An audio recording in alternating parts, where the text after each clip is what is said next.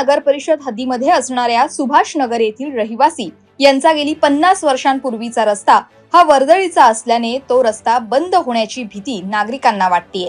त्यामुळे सुभाष नगर येथील रहिवाशांनी त्यांचा हक्काचा 50 वर्षांपूर्वीचा रस्ता हा कायम वर्दळीसाठी सुरू राहावा या मागणीसाठी सुभाष नगर रहिवासी यांनी खोपोली नगर परिषदेचे नगराध्यक्ष कुलदीपक शेंडे यांची भेट घेत चर्चा केली आहे, तर मागणीचं निवेदन देखील दिलंय। आमचा सुभाष नगरचा 50 वर्ष जुना रस्ता आहे, त्याला पर्याय रस्ता म्हणून 2019 ला एक नवीन रस्ता सुरू केला होता। तेव्हाही आम्ही त्यांचा विरोध केला होता, तेव्हा ते काम थांबलं होतं। आताच्या घडीला जो नवीन डीपी प्लॅन झाला त्याच्यामध्ये आम्हाला सांगितलं की ह्या डीपी प्लॅन मध्ये तो रस्ता घेण्यात येईल, पण आम्ही वारंवार पत्रव्यवहार करून सगळ्या गोष्टी करून हरकती नोंदवून डीपी प्लॅनच्या टायमाला तरी आमची कुठली दखल घेतली नाही। आता आम्हाला समजलं का तो रस्ता त्यातून वगळण्यात आलेला आहे।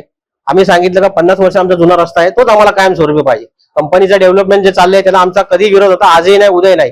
फक्त आमच्या मूळ रस्त्याचं तुम्ही काय करणार हाच प्रश्न आहे। तसं आश्वासन नगराध्यक्षाने आम्हाला दिलेलं आहे।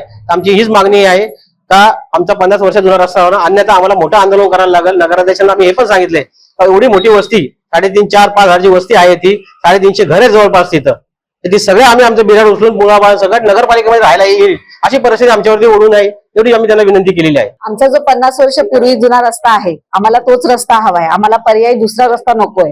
आणि आमची मागणी एवढीच आहे, आमचा एवढंच म्हणणं आहे की जो डेव्हलपमेंट प्लॅन आहे त्याला आमचा विरोध नाही, पण जे काही आमच्या समस्या असतील त्या नगरपालिकेने त्याच्यावरती पाठपुरावा करून त्या पूर्ण कराव्यात।